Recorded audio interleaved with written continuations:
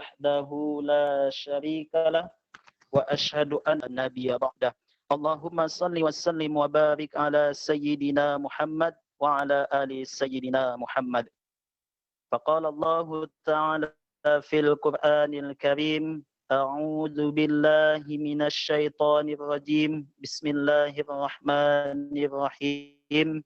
صبغة الله ومن أحسن من الله صبغة ونحن له عابدون. صدق الله العظيم وصدق رسوله النبي الكريم ونحن على ذلك من الشاهدين والشاكرين. Walhamdulillahi Rabbil Alamin. Sama-sama kita hormati pimpinan pusat Bank Infak, kemudian juga yang sama-sama kita hormati Ketua Bank Infak Sumatera Utara, kemudian juga tidak lupa kepada adinda saya sebagai pembawa acara kali ini, Adinda Fahmi Husaini Lubis, dan segenap hadirin wal hadirat dari Sabang sampai Merauke, dimanapun Anda berada, yang insya Allah dirahmati Allah Subhanahu wa Ta'ala. Marilah kita senantiasa selalu bersyukur kepada Allah Subhanahu wa Ta'ala, karena sampai saat ini Allah masih memberikan kita berbagai macam nikmat-Nya kepada kita, sehingga kita dapat melaksanakan aktivitas dan ibadah puasa di bulan suci Ramadan ini. Salawat berangkaikan salam mari kita hadiahkan kepada arwah baginda Rasulullah sallallahu alaihi wasallam. Allahumma salli ala sayyidina Muhammad wa ala ali sayyidina Muhammad. Mudah-mudahan bisa kita mendapatkan syafaat beliau nantinya di akhirat kelak. Amin amin ya rabbal alamin. Hadirin wal hadirat yang dirahmati Allah. Adapun judul kita pada pertemuan kali ini, tanda-tanda taubat seorang hamba yang diterima Allah Subhanahu wa Ta'ala.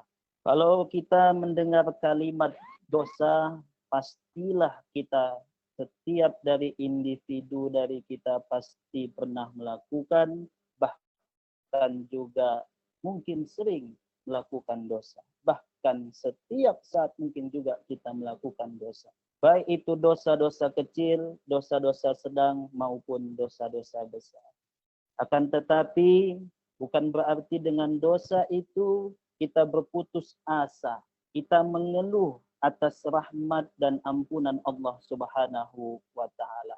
Ada satu cara agar kita dosa-dosa yang telah kita lakukan diampunkan oleh Allah Subhanahu wa Ta'ala. Salah satunya adalah dengan cara kita bertaubat kepada Allah Subhanahu wa Ta'ala.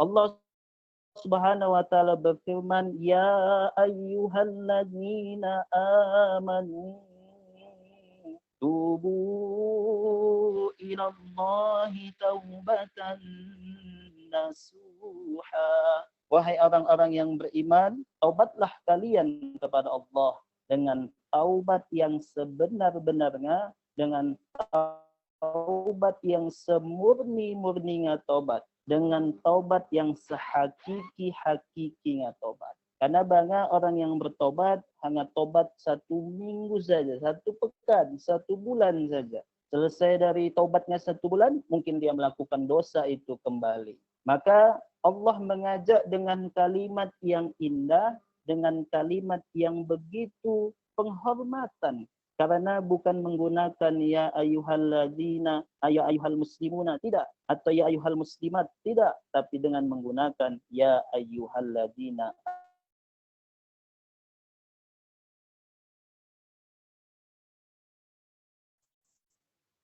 Pasti dia orang Islam. Orang Islam belum tentu dia beriman kepada Allah Subhanahu wa Ta'ala. Karena kita lihat banyak sekarang Islam sekadar Islam, tapi mungkin Islam hanya KTP-nya saja, tapi tidak mengamalkan pundi-pundi atau isi-isi dari ajaran agama Islam itu tersebut.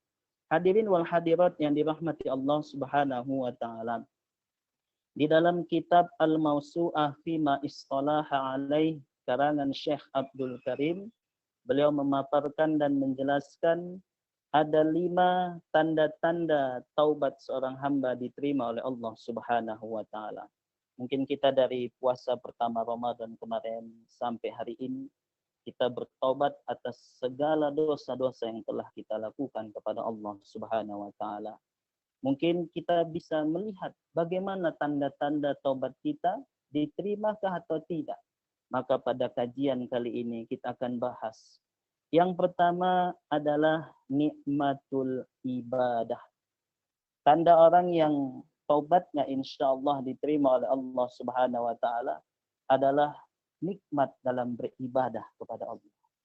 Contoh, ketika kita nanti dalam beberapa saat lagi berbuka puasa, ketika tegukan pertama air minum yang kita teguk, begitu nikmat. 12 jam kurang lebih kita menahan lapar dan haus. Baru tegukan pertama. Sudah begitu nikmat rasanya. Tambah lagi tegukan kedua, tegukan ketiga. Sampai habislah 1 gelas. Ditambah lagi dengan sebutir kurma. Ditambah lagi dengan sebutir buah. Ditambah lagi dengan sepiring nasi dan yang lain sebagainya. Akhirnya begitu nikmat yang kita rasakan. Setelah kita menahan lapar dan haus selama 12 jam kurang lebih kita berpuasa. Begitulah perumpamaan. Ketika kita nikmat dalam beribadah kepada Allah Subhanahu wa taala, rasanya pun seperti tadi kita mau berbuka. Ketika sudah berbuka, ada lagi rasa kekurangan.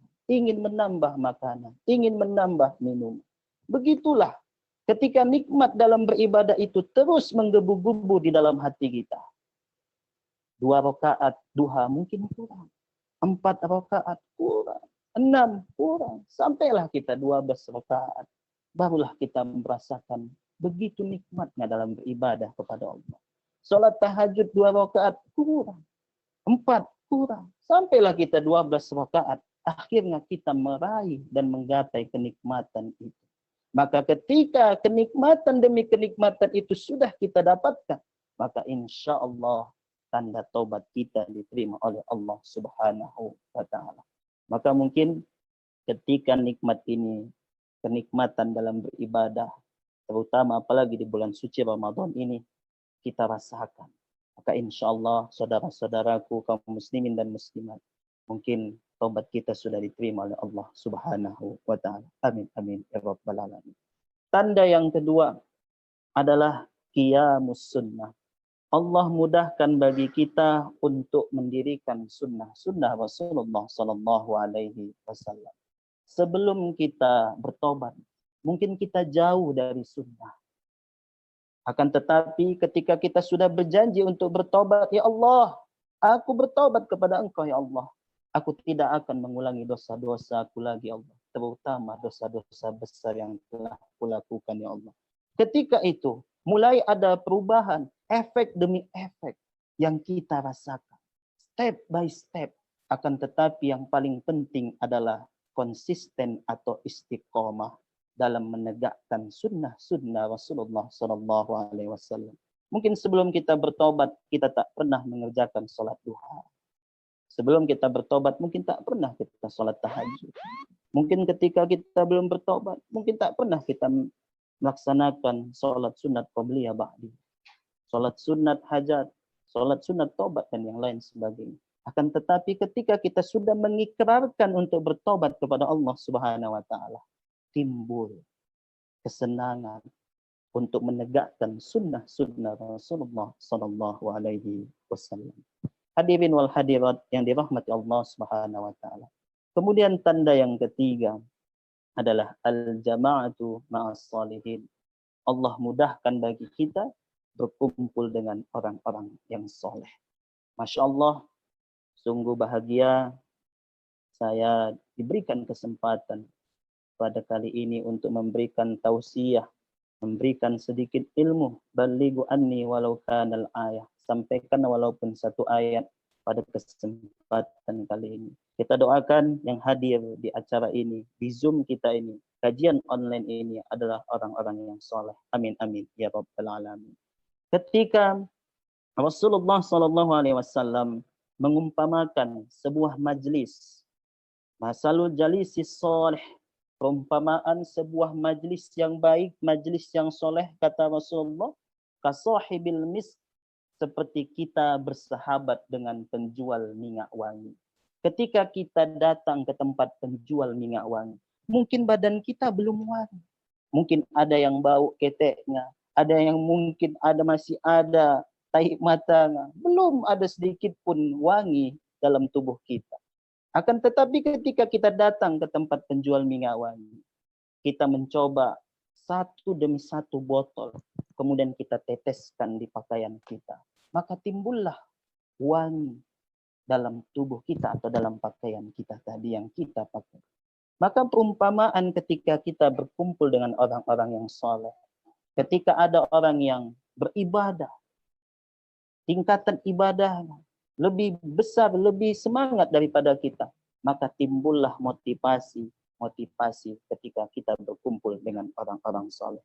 Akan tetapi perumpamaan ketika kita berkumpul atau satu majlis dengan orang-orang yang jahat, orang-orang yang buruk, maka kata Rasul, kasahibil haddad, seperti kita berteman dengan tukang pandai besi.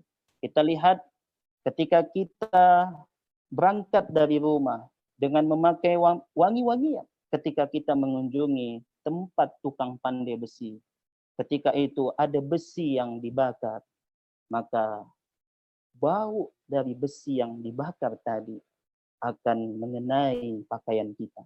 Pakaian yang kita bawa tadi dari rumah begitu wangi, akan tetapi datanglah bau yang begitu dahsyat dari besi yang dibakar. Begitulah perumpamaan yang digambarkan oleh Rasulullah ketika kita berkumpul dengan orang-orang yang jahat.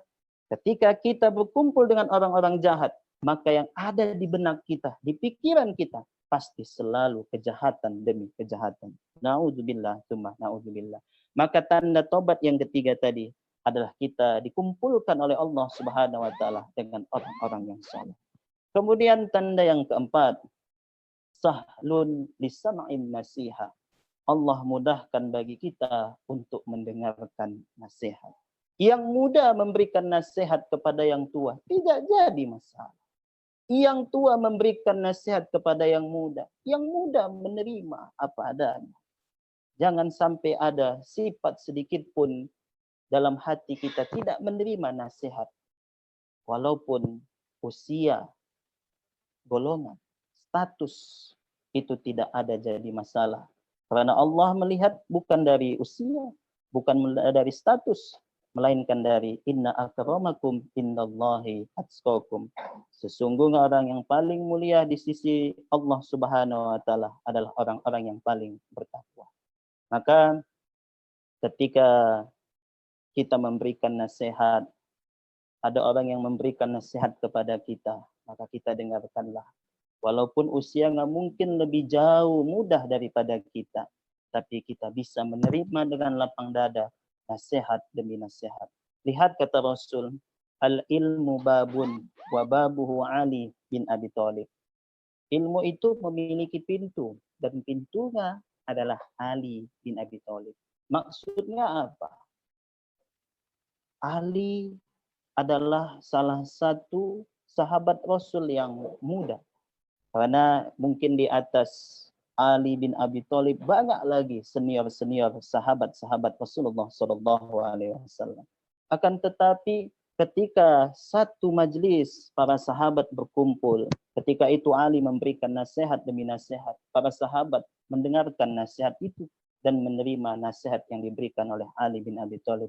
Karena Ali memiliki wawasan keilmuan yang begitu luas. Sampai-sampai tadi Rasul mengeluarkan di dalam sabdanya. Hadirin wal hadirat yang dirahmati Allah Subhanahu wa taala. Akan tetapi cara kita juga memberikan nasihat atau memberikan pendapat kepada orang lain. Jangan sampai kita langsung menjustis, jangan sampai kita menjatuhkan dia secara langsung, tapi memberikanlah nasihat dengan bil mau'izatil hasanah, dengan hasanah, kebaikan demi kebaikan yang kita berikan. Hadirin wal hadirat yang dirahmati Allah Subhanahu wa taala. Kemudian tanda tobat yang diterima oleh Allah yang terakhir atau yang kelima, sahlun lil buka. Allah mudahkan bagi kita untuk meneteskan air mata. Akan tetapi bukan meneteskan air mata dengan banyaknya hutang yang melilit di sana sini, bukan. Akan tetapi ketika kita meneteskan air mata, ketika kita mengingat dosa-dosa yang telah kita lakukan selama hidup kita di dunia ini. Mungkin kapan terakhir air mata ini membasahi pipi kita ketika kita mengingat dosa-dosa yang telah kita lakukan. Kitalah yang tahu kapan air mata ini terakhir membasahi pipi kita, bahkan sampai menetes membasahi sejadah sholat kita. Hadirin wal hadirat yang dirahmati Allah Subhanahu wa taala, maka salah satu cara kita untuk bertobat kepada Allah Subhanahu wa taala senantiasa kita beristighfar kepadanya. Astaghfirullah Rabbal baraya, astaghfirullah minal khataya, astaghfirullah Rabbal baraya, astaghfirullah minal khataya. Astaghfirullahaladzim. Sebuah kalimat yang singkat, tidak memerlukan banyak waktu untuk membacanya. Hanya singkat saja. Astaghfirullahaladzim. Akan tetapi memiliki the power, kekuatan yang begitu dahsyat. Ada sebuah kisah sebelum kita tutup kajian kita ini. Ketika Imam Ahmad bin Hanbal, atau yang kita kenal dengan Imam Syukron Ahmad. Syukron Ustaz. Kita masuk ke sesi tanya jawab Ustaz. Siap. Ya mungkin Karena ini sudah... saja, lebih dan kurang saya mohon maaf apabila ada perkataan tidak pada tempatnya. Kepada Allah Subhanahu wa taala saya mohon ampun. Wassalamualaikum warahmatullahi wabarakatuh. Waalaikumsalam warahmatullahi wabarakatuh. Syukron kepada Ustaz Zulfahmi Hasibuan, SPDI MPD yang telah menyampaikan tausiah singkatnya pada sore hari ini. Kita masuk sesi tanya jawab kepada Bapak.